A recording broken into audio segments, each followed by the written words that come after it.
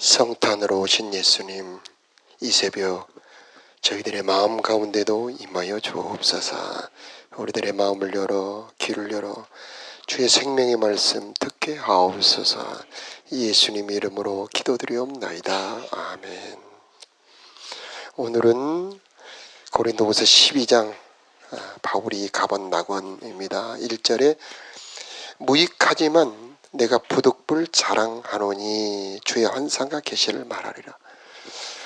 이렇게 환상을 계시를 말하는 이유는 사도인 바울의 자기를 의심하기 때문이었습니다. 그래서 정말 내가 하나님의 보낸 사도라는 것을 증명하고자 이렇게 자기 환상과 계시를 말합니다. 2절에 보면 14년 전에 셋째 하늘에 이끌려 갔다. 내가 그리스도 안에 있는 한 사람을 아노니, 이것은 사실은 자기인데 삼자처럼 그렇게 말하고 있습니다. 그것은 자랑하지 않기 위함이죠. 4절에 낙원으로 이끌려가서 말로 표현할 수 없는 말을 들었다. 사람이 가 이르지 못할 말이로다. 정말 천상의 비밀을 보았습니다. 놀라운 세계, 엄청난 영적 세계를 보았습니다. 그런데 바울은 14년 동안이나 그런 사실을 침묵했습니다. 왜냐하면 그런 신비한 체험이 그리스도를 나타내는데 도리어 방해가 됐기 때문이었습니다. 자신의 엄청난 이 영적인 자랑거리를 숨겼던 것은 바로 예수님을 드러내기 위함이었습니다. 그러나 이제 어쩔 수 없이 드러냈던 것이죠.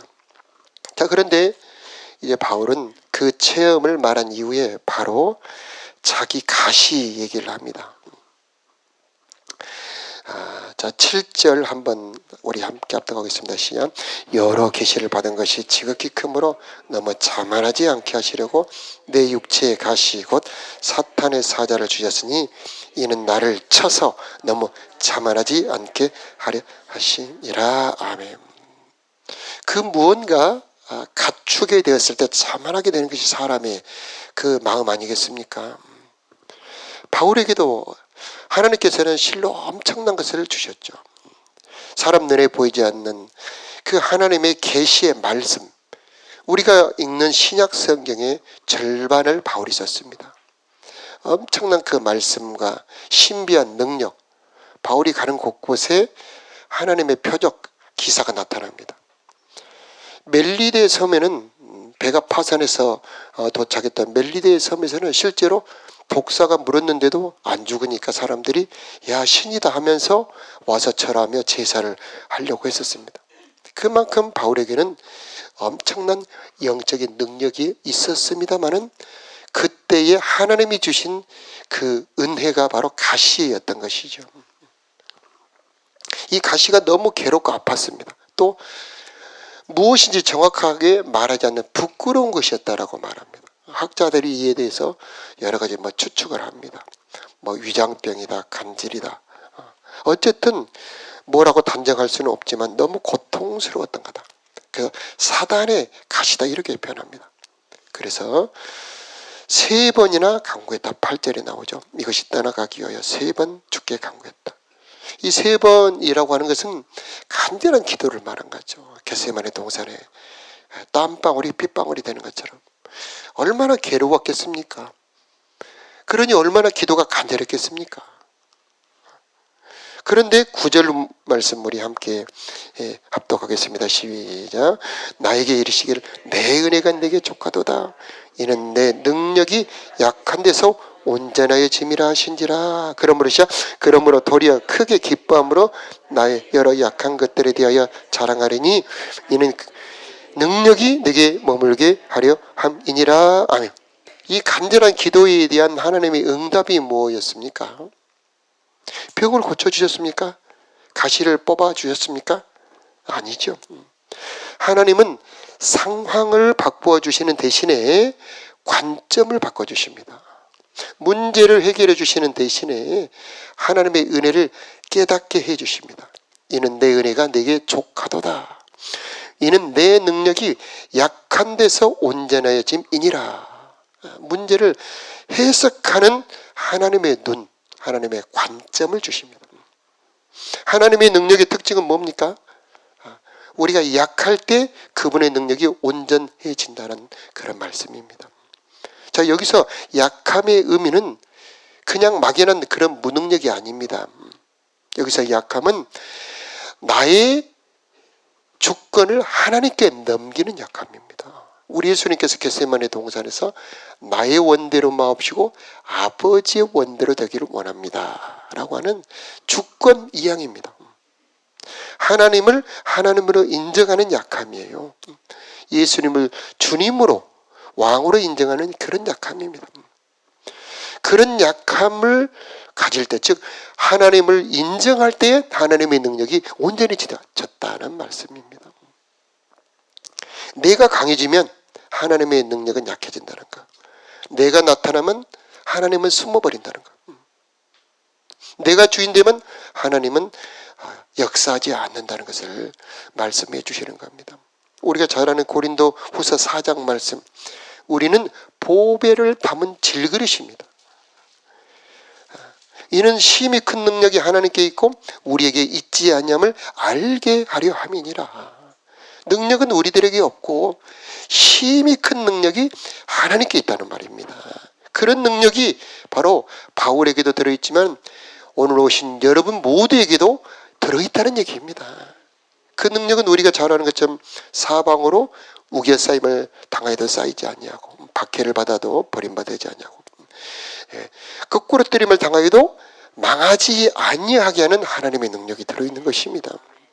그런데 그 능력이 나타나는 통로가 바로 그 다음 구절에 보면 우리가 예수의 죽음을 몸에 짊어짐은 이게 십자가입니다. 하나님의 능력이 나타나는 통로가 바로 십자가입니다.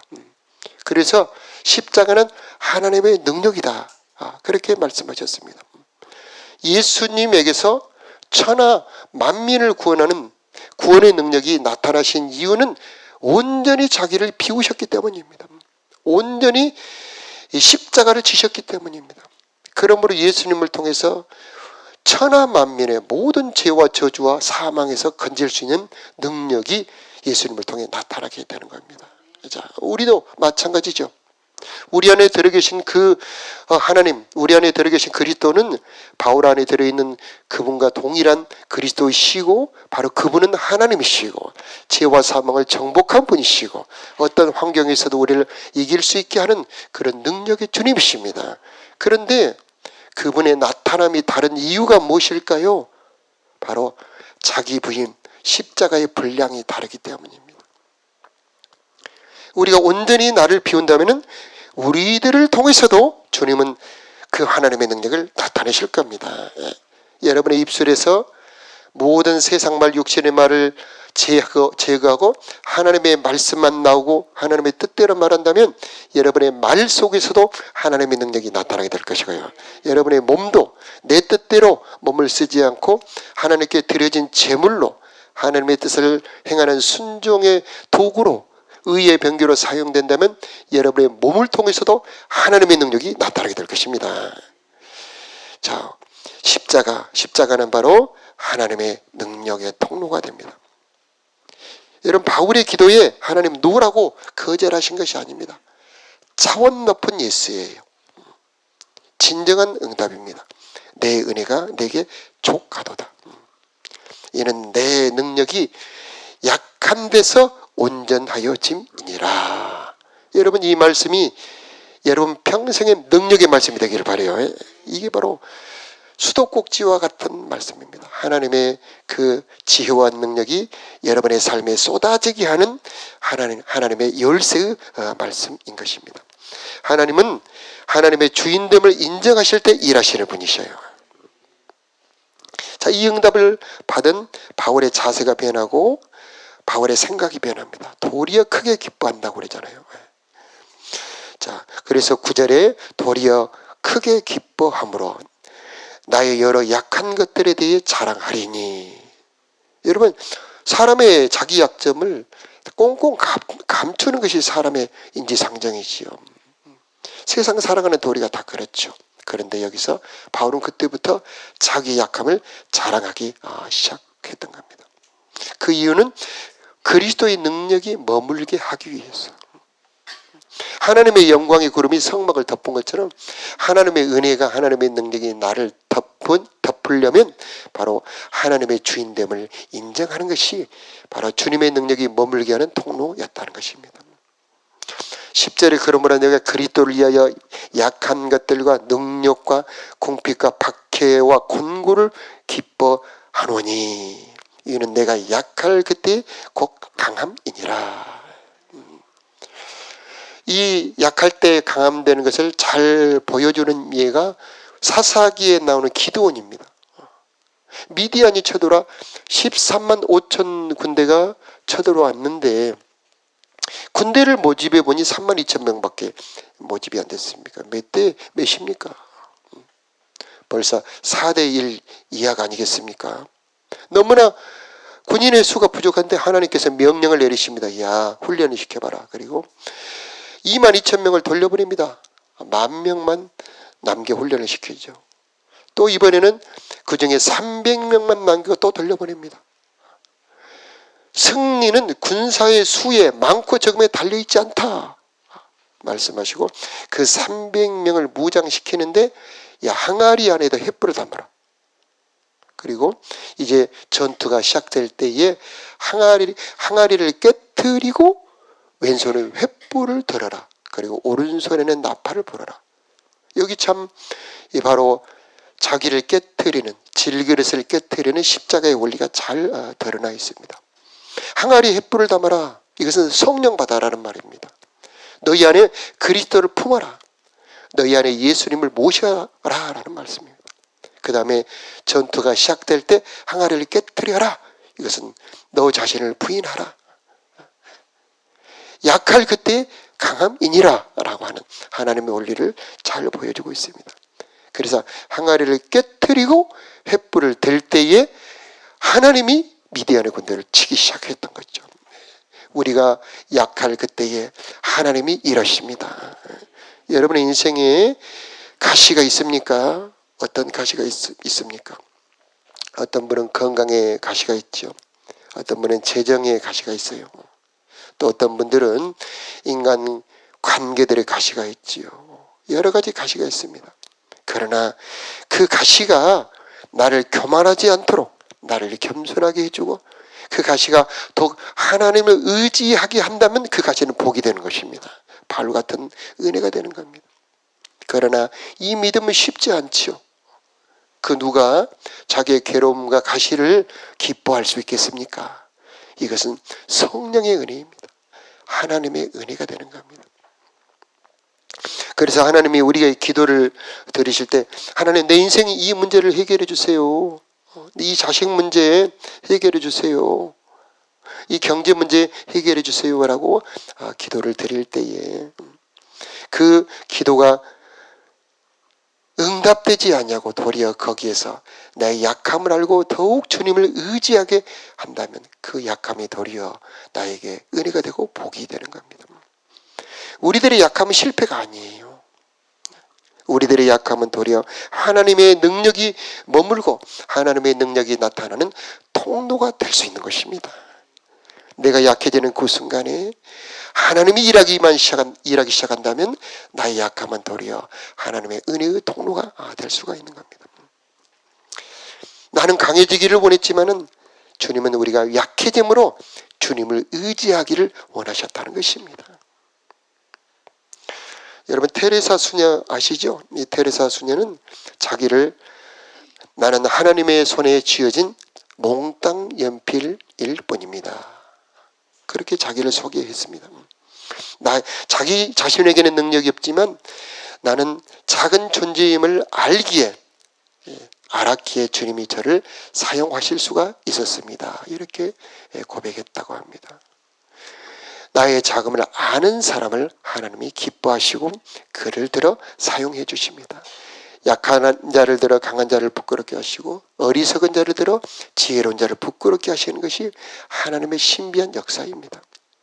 그러므로 여러분의 약함을 너무 좌절하지 마시고 너무 절망하지 마시고 너무 자책하지 마시고 주님 안에 안기시길 바라요. 주님 안으로 들어가시길 바라고 주님이 여러분 안으로 들어오시게 하시기 바라요. 여러분의 약함 가운데 주님을 모셔드리기 바라요. 그러면 주님이 그것을 약함을 통해서 일하시게 될 것입니다. 하나님의 은혜는 마치 비가 높은 산 봉우리에는 머물지 않고 낮고 낮은 곳 골짜기로 내려가 결국 저 낮은 저수지에 머무는 것처럼 교만한 자에게는 은혜가 없습니다. 겸손한 자에게 은혜가 있습니다. 나는 아무것도 아닙니다. 나는 오직 먼지일 뿐입니다. 나는 지렁이일 뿐입니다. 그런 사람을 하나님 기뻐하십니다. 그래서 야곱을 지렁이라고 말씀하십니다. 야 지렁이 같은 야곱아 내가 너를 도우리라 이렇게 말씀하셨습니다. 그러나 교만한 자는 하나님이 물리치시고 은혜를 주지 않는 것입니다. 여러분 겸손함으로 은혜 받는 여러분 되시기를 바랍니다. 하나님은 우리들의 능력을 빌려 쓰시는 분이 아니에요. 우리들의 부족함을 통해서 하나님의 능력을 증명하는 분이 바로 하나님이십니다. 요셉의 그 연약함 도리어 하나님의 능력이 나타나게 되지요. 다윗의 연약함 하나님이 일하는 통로가 됩니다.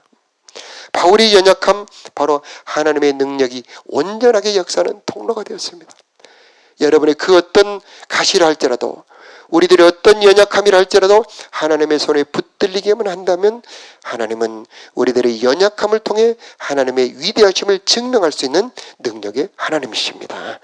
그렇게 사용받아 하나님 앞에 연약함 가운데 능력이 머무는 능력의 통로 하나님을 드러내는 예수 증인들이 다 되시기를 축복합니다. 자, 기도하겠습니다. 아버지 하나님, 인생의 난모를 아픔과 고통이 있는 우리 사랑하는 성도들 이 새벽에 위로하여 주옵소서. 저들의 약함 가운데 주님이 함께 계셔 주옵소서. 저들의 약함이 도리어 예수를 자랑하는 통로가 되게 하여 주옵소서. 저들의 연약함이 도리어 주님을 가까이 할 수 있는 기회가 되게 하여 주옵시고 교만하지 않도록 붙잡아주는 안전 난간이 되게 하여 주옵소서. 바울의 깨달음이 우리들의 깨달음이 되기를 원합니다. 나의 약함이 도리어 하나님의 은혜의 통로가 됨을 자랑할 수 있는 저희들이 되게 하여 주옵소서. 하나님, 그러나 고통 중에 견디기 힘들어하는 모든 사랑하는 성도들, 당신의 자녀들을 치료하여 주시기를 원하고 아버지 하나님, 저들의 아픔이 아버지 해결되기를 원하옵나이다. 아버지 하나님, 오늘 기도도 들어 응답하여 주옵시고 오늘 기도 속에서 하나님 교제하여 주시기를 원합니다. 바울처럼 깊은 은혜의 세계로 이끌어 주옵시고 하나님 성령의 은혜가 충만하게 임하는 오늘 이 새벽 되게 하여 주옵소서. 아버지 새벽의 귀한 예물 늘 기뻐 받아주시기를 원합니다. 저들의 간구와 소원 응답하여 주옵시고 하나님 저들의 삶에 하나님의 선하신 은총과 인자하심으로 함께하여 주옵소서.